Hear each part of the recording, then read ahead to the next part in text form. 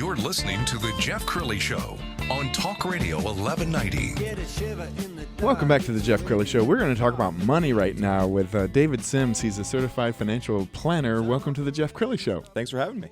Well, so we've got the stock market reaching new highs every day, it seems like. And I know you have almost a whole generation who has missed out on the party. The studies show that the millennials were either they didn't have the money to get in the market or they were scared because of what happened in 2008. And so they really missed out on a nice run, didn't they, David? Yeah, you see the people who are going to college are, unfortunately still living under their parents' roof, saw 2008, saw the financial crisis and the huge impact it had across the country. I mean, to retirement accounts, to housing, people downsizing. And, they were like, wow, corrupt. It's corrupt. Bad capitalism is bad, and so I'm just going to stay away from that.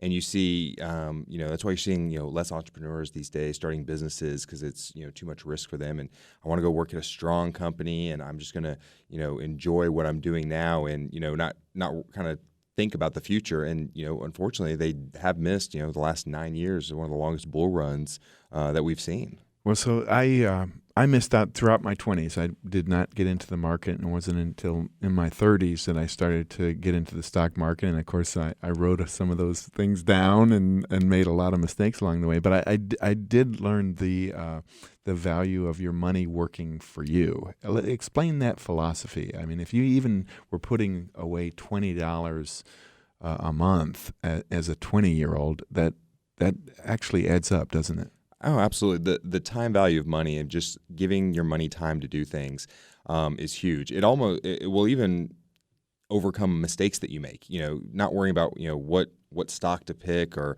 what should I be in. Just being in something, and over the long run, you'll do well.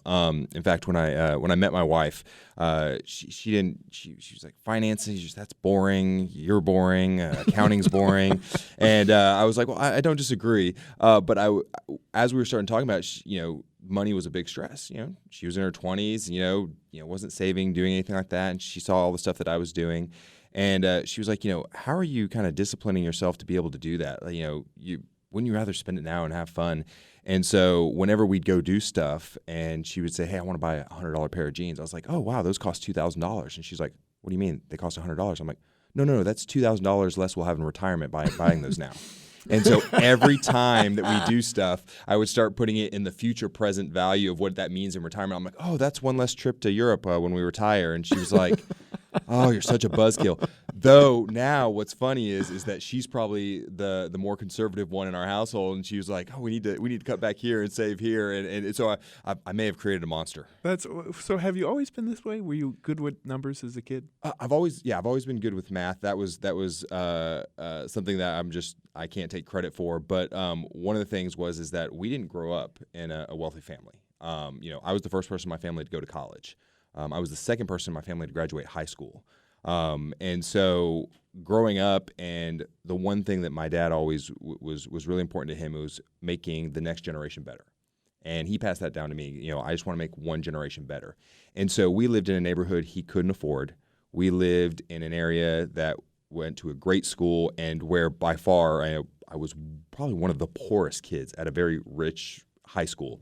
And I saw the people who took it for granted, but I also saw, wow, what it's like to have and to see these people. And it's not about the money or having it, but it's the security and the stability to be able to do things, like your previous guest, getting to go to Africa and give back. You don't want your whole life revolving around your finances. You want to live life and let the finances, hopefully be taken care of, but that it's there when you need it. And so that was something I took from my childhood of just going, okay, I want to make sure that I put myself in the best position possible to be able to take care of my family as well as help others. My guest right now, David Sims, he's a certified financial planner. So you got into the business. What year did you get into the business? So it's funny, my degree is actually in this, and it's something that I always wanted to do. And I got out of college, and I'm like, oh, wow, all these firms want me to work for free. Commission only day one. And I'm like, well, I have $100,000 student loan debt because I paid for college myself. And I was like, I'm going to go. And I got into the mortgage business. And of course, during that time, it was blowing up. Everybody was doing well. And so in 2008, it completely disappeared, for the most part. I think 75% of my lenders went out of business. Wow. And so I'm sitting there and I was talking to my wife, and I was like, I got to figure out what I got to do. I got to grow up now and, find out what my calling will be. And she's like, David, you've always wanted to be an advisor. You always have been helping people with their money. Now you can do it because you actually do what you say and you've saved money. Let's do it now. And I'm like, I knew there was a reason I married you. So much smarter than I am. So I actually started the business in 2008 when the market's going down. Everybody's in panic. They're like, you're crazy. It's the worst time to get in the business. And it was actually the best time. Wow. I mean, people, the easiest thing to do was return a phone call and talk to people. And people were avoiding that during that time. And you're really in the trust business. I can't think of any other profession that it demands so much trust, because people are taking their nest egg and they're saying, David, please protect this. Yeah, and it's especially hard because unfortunately there are people that don't do the right things in our business. And so you have to overcome that. But then you have to overcome just the normal insecurities of talking and dealing with money. It's opening up and being vulnerable. And it's not something that a lot of people are comfortable talking about, especially if they haven't been doing what they think they should have been doing. And so it's a long process of developing a relationship, sometimes before the numbers. And that was one of the biggest things for me to learn early on was it's not just about the numbers. Right. It's about the people. And it's about developing that relationship of trust, because I can't get to the numbers. I can't help people if there's not that relationship and that trust. Let's talk about your philosophy in working with clients. How do you, when somebody engages you for the first time, how do you start? So this actually happened yesterday, and one of my younger advisors was bringing me out to help him because it was a very complex situation. And she was like, okay, before we start, here's my background. She actually had business banking background and things like that. And she was just like, okay, so tell me what you do. And I was like, oh, that's the worst question you can ask me. Let me give you some examples. And we spent 35 to 45 minutes just going through different scenarios of things that I do for clients. You can't wrap it up in a little box. And she was like, okay, man, I still don't think I know what you do because you do all these different things. And I was like, the best way for us to start working together is let's just get to know each other. And I get to know about your business. I get to know about you. We started talking about her mom that she's taking care of, her charity inclination, stuff like that. And it starts building and piecing a picture together. And then we can build a plan of, okay, here's where we are, here's where we're trying to go, and roadmap it.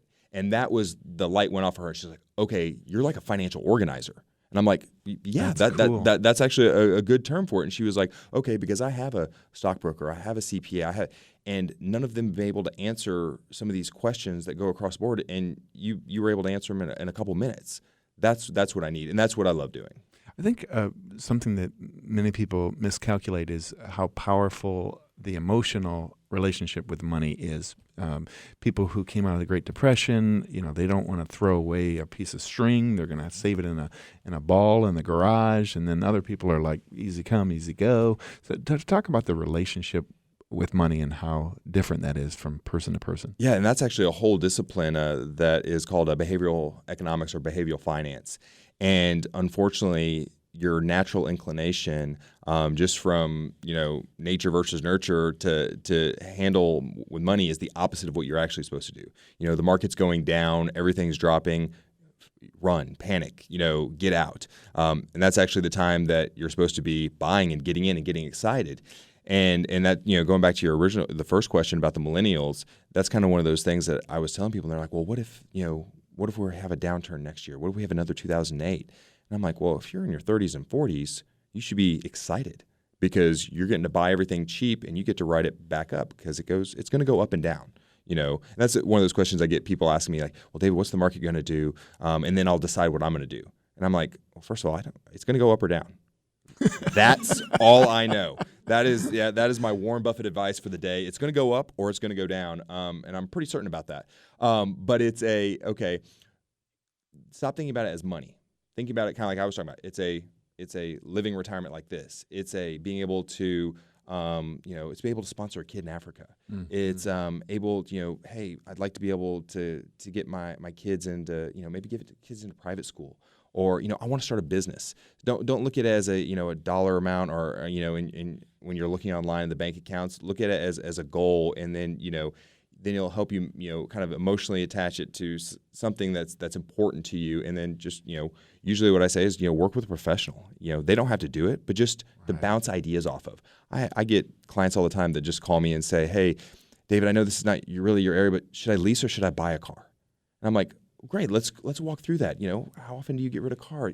Things that, I'm not stocks or insurance or anything like that, but it's just being that financial sounding board for people.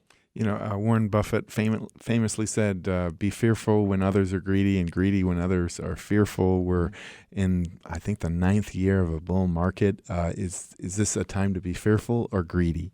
So it's both. It depends on kind of your time horizon, your plan.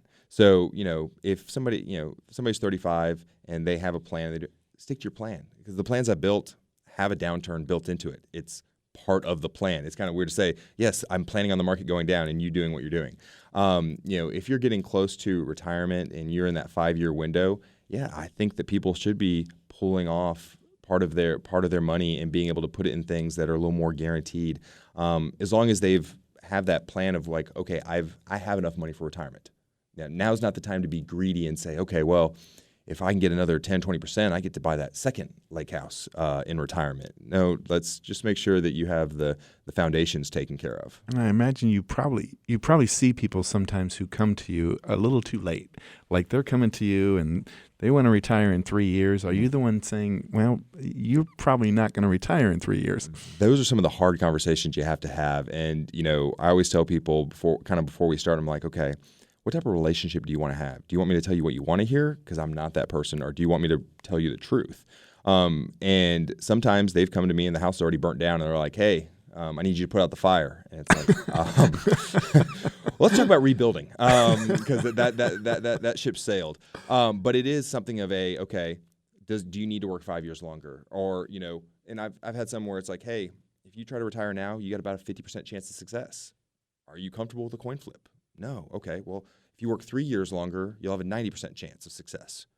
All of a sudden, that dread of, I got to work 3 more years is like, oh, I'm happy to work 3 more years because now I don't have to worry. That price of having a good night's sleep, really hard to put a dollar amount on, and that's what seems to be most people are wanting. Wow. David, you've been a great guest. Will you come back sometime? Oh, absolutely. Enjoyed it. Yeah, this was great. Okay. When we come back, the pursuit of happiness, is it the destination or is it about the journey? That's next on The Jeff Crilley Show.